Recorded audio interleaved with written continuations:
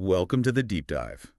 So today we're taking a really necessary, I think, deep look at Nikola Tesla. He's this figure who's just exploded back into popular culture recently, hasn't he? Often painted as this thwarted genius, the patron saint of innovation maybe, whose brilliance got snuffed out by big business. Right, and it's a powerful story, it really is. But like you Yeah. said, underneath that sort of hero worship, there's this incredibly complex human story full of just staggering contradictions. You have these world-changing successes on one hand, Absolutely huge ones. and then these really bizarre personal habits, claims, and, well, some pretty profound disappointments on the other. That paradox, that tension, it really defines him, doesn't it?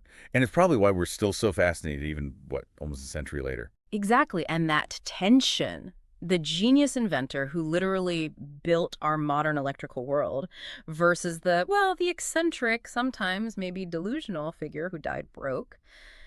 That's what we need to dig into. Our goal today really is to try and move past the modern myth. We've looked at, articles, biographical stuff, his own writings, which are extensive Oh, yeah. to get the full picture, the technical wizardry, the almost spooky foresight, and yeah, we have to talk about the more controversial stuff later on. And the sources, they immediately show this split in his actual nature. I mean, his mind.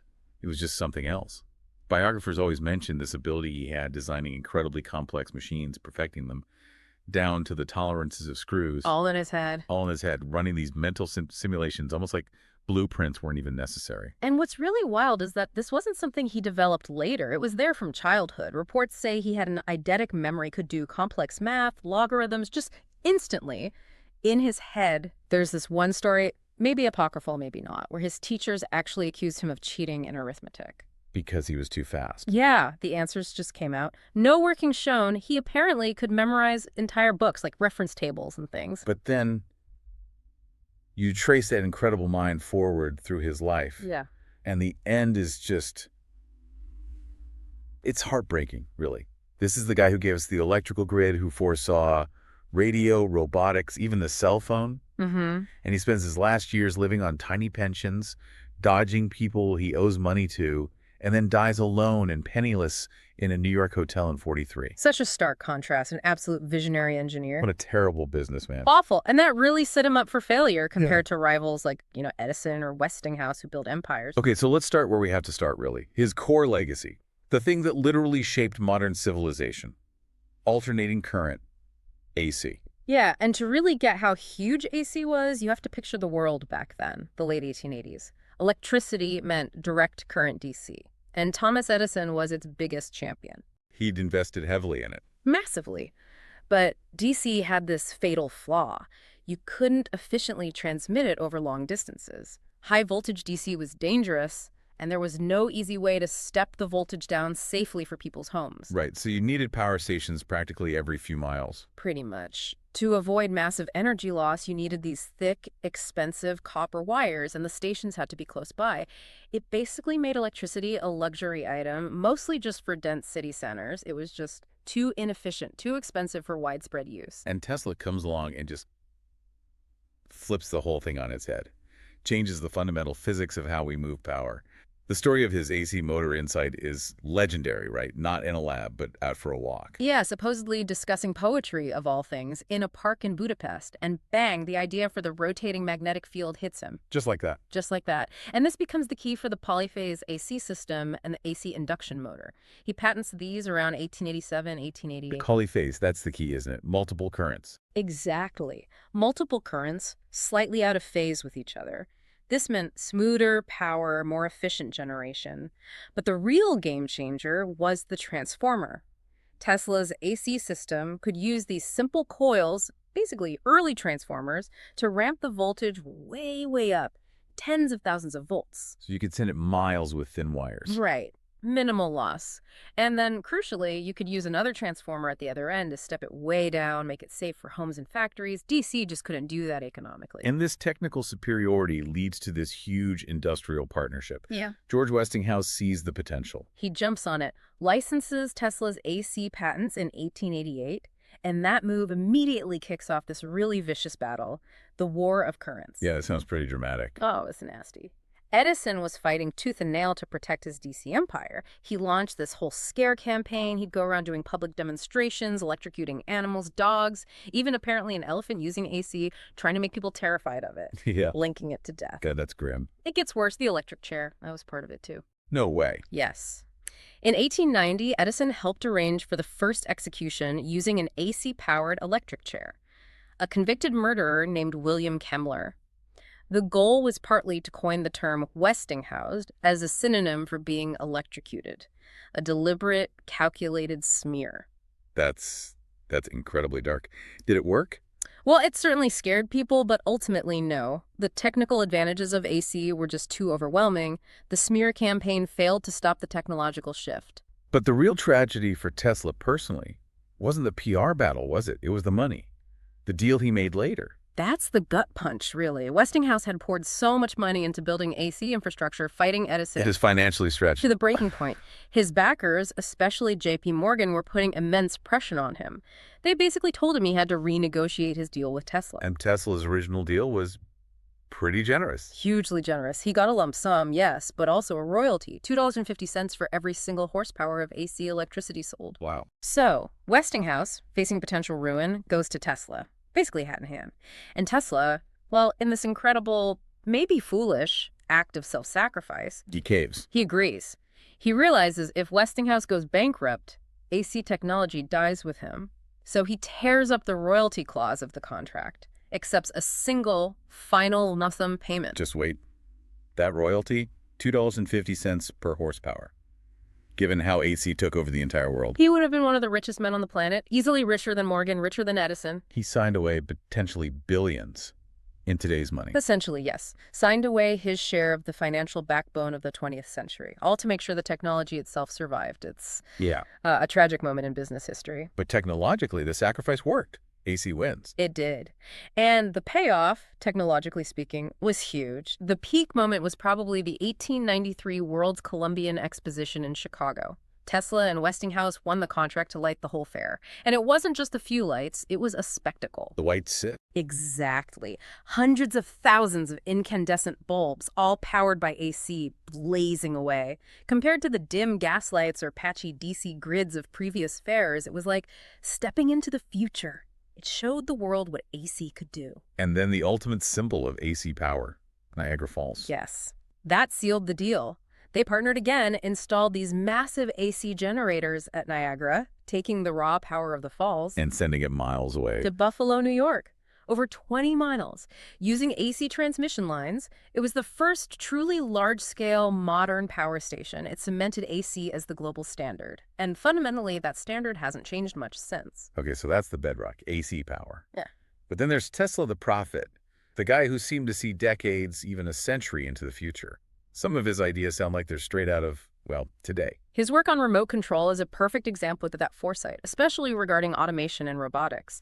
Back in 1898 at Madison Square Garden, he demonstrates the world's first remote-controlled device. He called it a telautomaton. What was it? It was a small boat, iron hull, floating in a big indoor tank.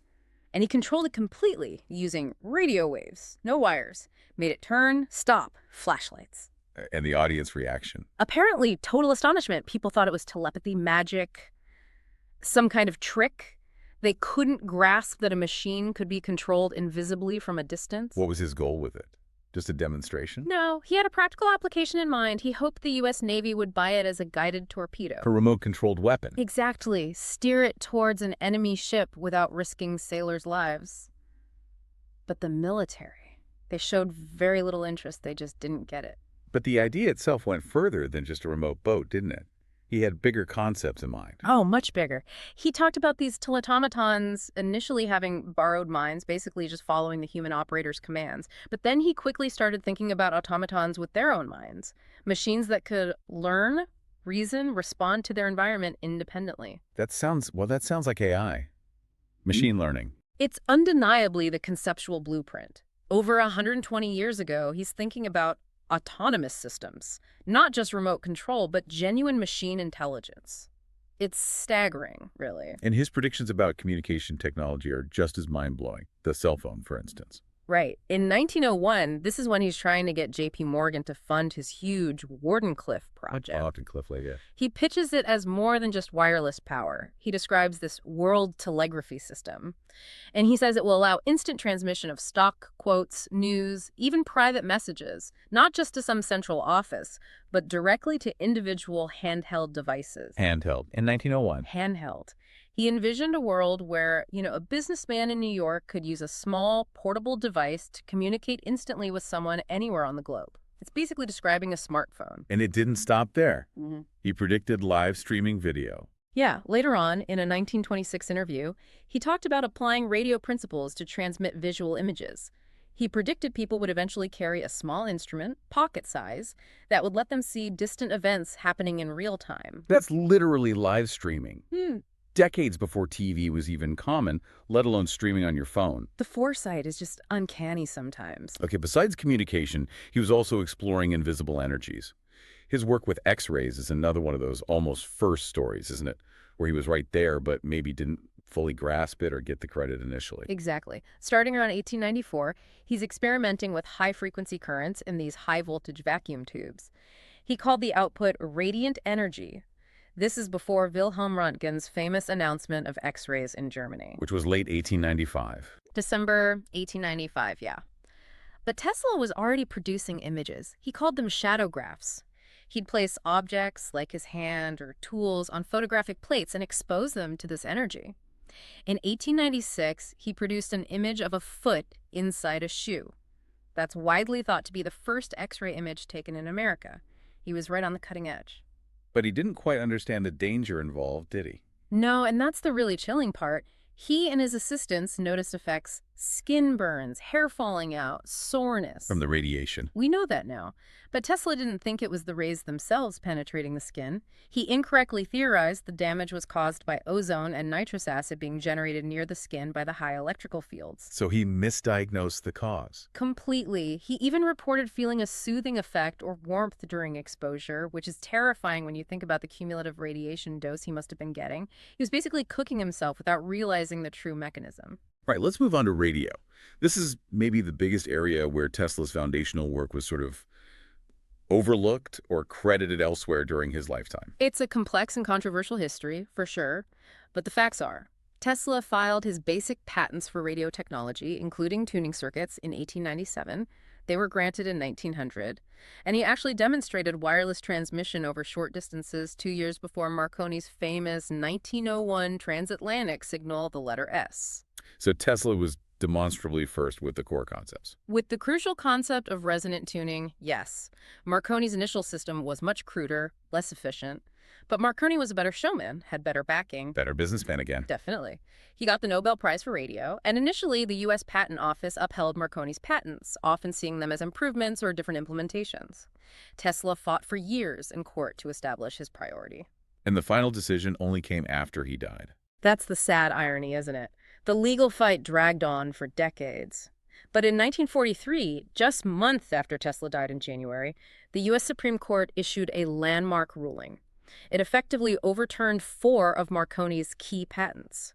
The court acknowledged that Marconi had built heavily on prior art, specifically citing Tesla's patents related to tuned circuits, the very thing that made practical radio possible. So, posthumous vindication, in a way.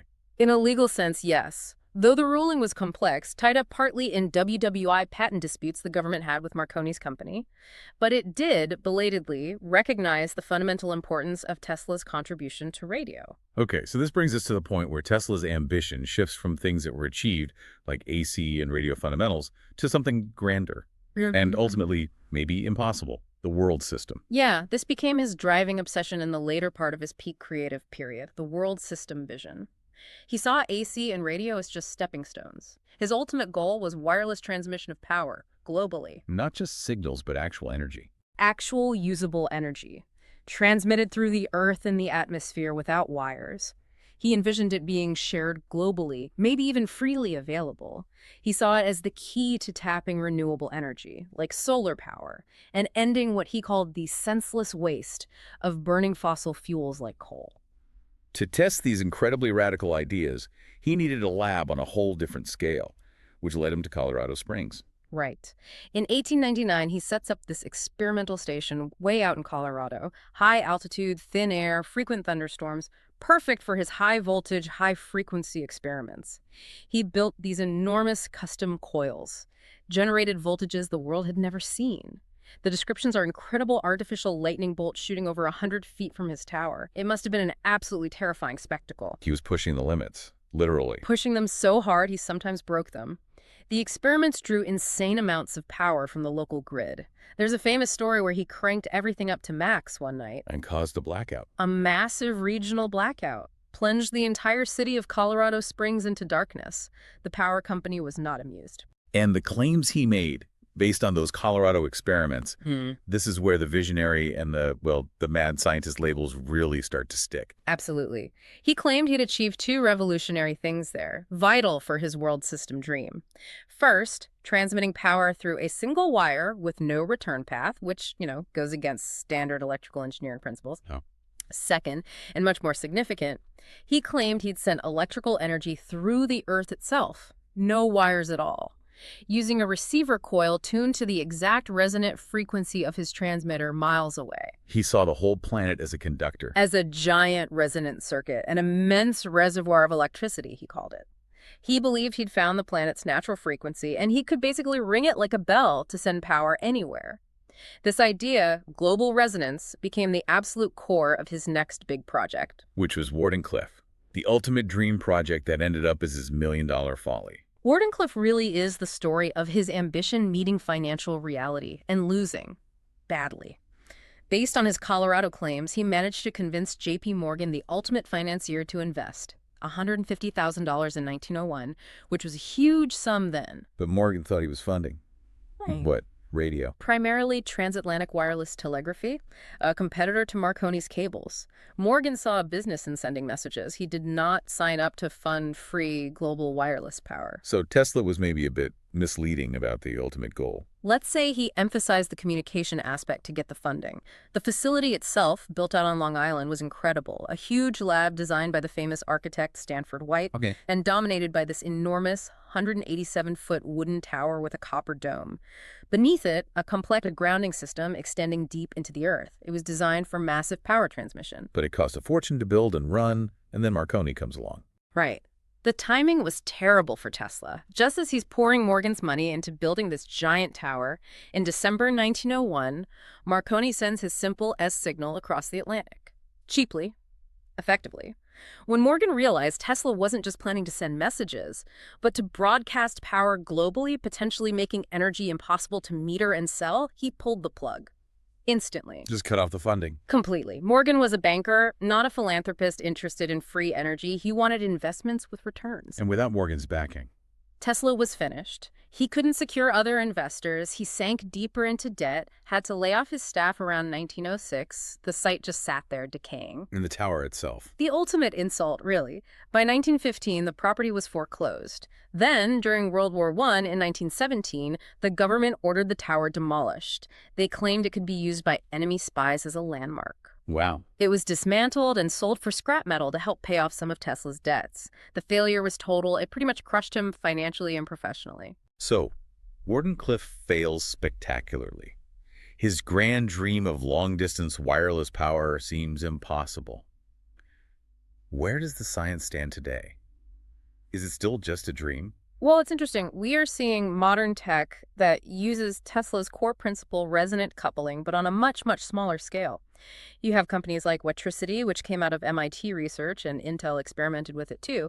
They use these precisely tuned electrical oscillators. Sending and receiving coils. Exactly. If they're tuned to the exact same resonant frequency, they can transfer power wirelessly with, reasonable efficiency over short distances. But short distances is the key phrase there, isn't it? Absolutely. We're talking centimeters, maybe a foot or two for small devices, like charging your phone on a pad. The efficiency drops off incredibly fast as the distance increases much beyond the size of the coils themselves. The energy just radiates away uselessly. So beaming power across a room, let alone across continents. Still very much science fiction using that method. One prototype test, charging a light bulb a few feet away, had something like 15% efficiency, meaning 85% of the energy was just lost. Plus, you have safety concerns. The strength of the electromagnetic fields needed for longer distances would likely violate safety regulations for human exposure. Industry groups like the Wireless Power Consortium are pretty skeptical about achieving anything near Tesla's scale safely or efficiently. Okay, so the broadcast power model seems stuck. Yeah. But you mentioned earlier this idea of tapping into ambient energy.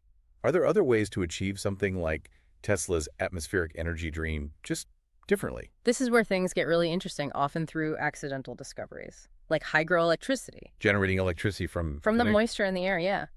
A team at UMass Amherst discovered this almost by accident. They were making advanced humidity sensors using nanomaterials, and they realized one day that when the device wasn't powered up, it was still generating a small, steady electrical current all by itself, just by interacting with the water molecules naturally present in the air. How does that even work? It involves materials with incredibly tiny pores, like nanometers wide. Zirconium oxide is one example. As water molecules from the air diffuse through these pores, they bump into the edges. And this interaction apparently knocks charges around, creating a charge imbalance, basically, a tiny voltage and current. A constant, tiny power source just from the air. Exactly. It's pervasive. Now, a single device generates very little power, obviously, but the idea is scalability. There's this Catcher project, for example, looking at stacking potentially tens of thousands of these tiny hydroelectric generators together. Into like a power block? Sort of. They envision maybe a washing machine-sized unit containing vast numbers of these devices. The theoretical goal is to generate maybe 10 kilowatt hours per day continuously. Which is? That's roughly the average daily electricity consumption for a U.S. household. And the beauty is, unlike solar or wind, it works 24/7 indoors or outdoors because there's always some humidity in the air. It's a really fascinating modern echo of Tesla's idea of harvesting energy directly from the environment. Still early days, but very promising. Okay, fascinating stuff. Now, we need to pivot back to Tesla the man and address the other side of the paradox, the eccentricities, the controversial claims. Let's start with his personal habits, which got pretty extreme later in life. Yeah, he definitely developed behaviors that today we likely recognize as severe obsessive-compulsive disorder, or at least OCD tendencies. He had this intense germ phobia, a mysophobia, insisted on extreme hygiene, would only eat food that was boiled thoroughly, use mountains of napkins. And the obsession with the number 3. Oh yeah, that was a big one. Everything had to be divisible by 3. He'd walk around a block 3 times before entering a building, needed stacks of napkins in multiples of 3, wanted hotel rooms with numbers divisible by 3. It governed many of his daily actions. And these habits, plus his financial issues, led to him getting kicked out of several fancy hotels, right? Absolutely. He stayed in some of the best hotels in New York, the St. Regis, the Hotel Pennsylvania, the Governor Clinton. But his habit of feeding pigeons, often attracting huge flocks and making a mess, combined with, frankly, not paying his bills. Made him a difficult tenant. Very. Eventually, he settled at the Hotel New Yorker, where he lived for the last decade of his life, in room 3327. Divisible by 3. And 9, of course. But the pigeon story, there's more to it than just feeding them, isn't there? There was one special pigeon. It's a really poignant story, actually. Speaks volumes about his isolation in his later years. Pigeons became his main companions. He'd feed them daily in Bryant Park, claimed he could communicate with them, and he developed this incredibly deep attachment to one specific white pigeon, which had been injured. He nursed it back to health. He did more than that. Sources say he claimed he loved this pigeon as a man loves a woman. He apparently spent over $2,000, which was an astronomical sum for him then, basically all he had on caring for it, even built a special device, a sling, to support its broken wing and leg while it healed. Wow. That's intense. It really paints a picture of profound loneliness, doesn't it?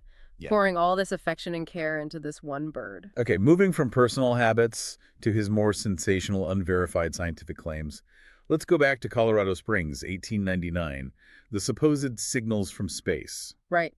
While he was running his super-sensitive radio receiving equipment there, trying to track lightning storms, he detected these strange, repeating signals. He noted they had a clear pattern, a rhythm. Number and order, he said. He convinced himself they couldn't be natural phenomena like solar flares or electrical noise from Earth.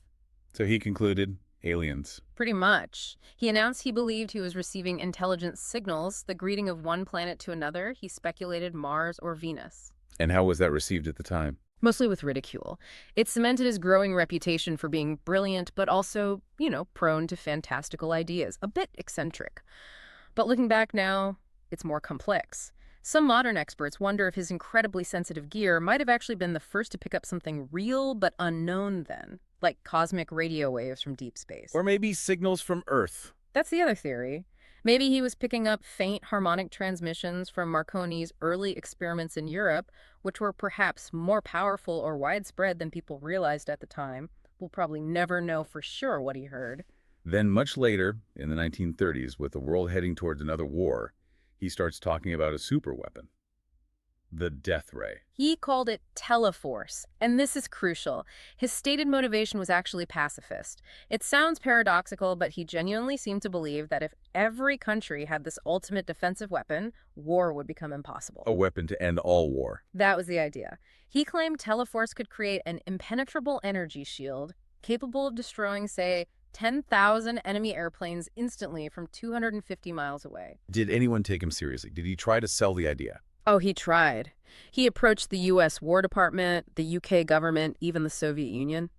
The Soviets were interested enough to give him $25,000 for more information, though it seems they didn't get much concrete detail. Ultimately, the weapon was never built. He could never provide the kind of detailed blueprints or demonstrations needed to secure serious long-term funding for such a radical concept. But we do have some idea of what he envisioned technologically. Some plans surfaced later. Yes, a treatise he wrote describing teleforce emerged in 1984, long after his death. It wasn't a ray in the laser sense. It described a method for generating a very high electrostatic charge, millions of volts, and using it to accelerate tiny particles like tungsten dust or mercury droplets to incredible speeds. So, a particle beam weapon. Essentially, yes. Fired from an open-ended vacuum tube protected by a gas seal. The idea was to project kinetic energy in a very narrow, powerful stream. While the engineering challenges were immense for the 1930s, the underlying physics concepts, particle acceleration, high voltages weren't pure fantasy.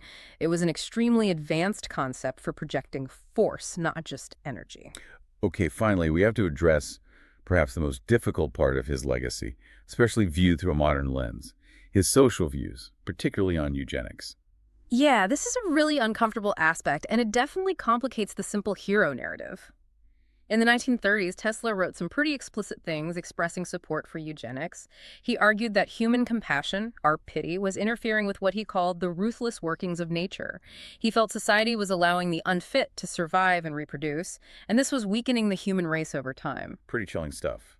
Did he propose solutions? He made some stark predictions. He wrote that by the year 2100, eugenics would be universally established. He mentioned sterilization of the unfit, which depressingly was actually happening in parts of the US and Europe then, but also the deliberate guidance of the mating instinct. He essentially predicted a future where it would become socially unthinkable for what he called a normal person to choose to mate with someone deemed eugenically unfit. He saw it as a necessary scientific step for civilization's progress. It reflects a certain kind of scientific arrogance common in some circles back then, but it's deeply troubling today. But wasn't there a contradiction? Didn't he also have some surprisingly progressive views on women's roles at the same time? That's another layer of the paradox. It's really bizarre. While advocating for these awful eugenic ideas, he was also predicting that women were destined to become the dominant sex in the future. He saw the push for gender equality as positive and inevitable. He predicted women would eventually surpass men intellectually and professionally, effectively running society like queen bees. So extreme social control in one area, radical liberation in another. It's hard to reconcile, isn't it? It just highlights the complex, sometimes contradictory nature of his thinking in his later years. Okay, let's bring it towards the end of his life. It was a quiet finish for someone who made so much noise, literally and figuratively. Yeah. He died alone in that hotel room. Yeah, room 3327 at the Hotel New Yorker. January 1943, he was 86. The official cause was coronary thrombosis, a heart condition, found by a hotel maid. And as we mentioned, just a few months later came that Supreme Court ruling on the radio patents. A final sort of bittersweet footnote recognizing his foundational work, even if he wasn't there to see it. He did get some honors during his life, though. Oh, definitely. Numerous awards. Ironically, one of them was the AIE Edison Medal in 1916. Given the rivalry, that's quite something. Yeah. But probably his most lasting everyday honor is the SI unit for magnetic flux density being named the Tesla. Every MRI machine, every powerful magnet carries his name. And despite that quiet end, his legacy today is arguably stronger than ever. There's been this huge modern revival of interest. Absolutely. The fascination is intense. You see it most clearly with the effort to save the Wardenclyffe site. For decades, it was just this derelict, forgotten piece of land on Long Island. But then this massive crowdfunding campaign happened, largely kicked off by Matthew Inman, the cartoonist behind the Oatmeal website. Right, he was a huge Tesla advocate. Huge. They raised over $1 million online incredibly quickly. This allowed the nonprofit Tesla Science Center to actually buy the 16-acre site in 2013 for about $1.6 million. The plan is to build a museum and science center there. And big names in modern tech have acknowledged his influence too. Definitely. Elon Musk is the obvious one, naming his electric car company Tesla. He also donated $1 million to the Wardenclyffe Museum project. It explicitly links Tesla's AC vision from the 1890s to today's electric vehicle revolution. They're doing restoration work at Wardenclyffe now, clearing the land. They're even doing things like ground-penetrating radar to look for tunnels Tesla mentioned in old documents, maybe ventilation or piping for his experiments. It's become a real focal point, too, for Serbian-American heritage, with statues and recognition from Serbia. So wrapping this all up, we started with the paradox of Tesla. The genius, the prophet, the eccentric, the failure. What's the final takeaway for us today, living in the world he helped build, but also grappling with the dreams he couldn't achieve? Well, his ultimate vision went beyond just AC power grids. He truly believed that transmitting energy wirelessly through the atmosphere was the key. Not just to stop burning coal, which he saw as vital, but he thought it would fundamentally unite humanity, accelerate the progress of the human mass, as he put it. Which brings us back to those two paths we talked about. His original vision of massive long-distance power broadcast. Which seems physically constrained, at least for now. Versus these new ideas, like hydroelectricity, of quietly harvesting ambient energy from the environment all around us. Right. And maybe that's the provocative thought to leave people with. Tesla dreamed of towers broadcasting power. But maybe the real fulfillment of his atmospheric energy vision won't be loud and centralized, but quiet, pervasive, and decentralized. Which path, the grand broadcast or the subtle harvest, will truly be the unifying, world-changing energy technology of the next century? It makes you wonder. A really fascinating question, especially now, as we think so much about sustainable and distributed energy. Thank you. This has been a truly deep dive into a complex figure. It really has. A privilege to unpack his incredible, complicated story. We hope you found it insightful too. Join us next time on The Deep Dive.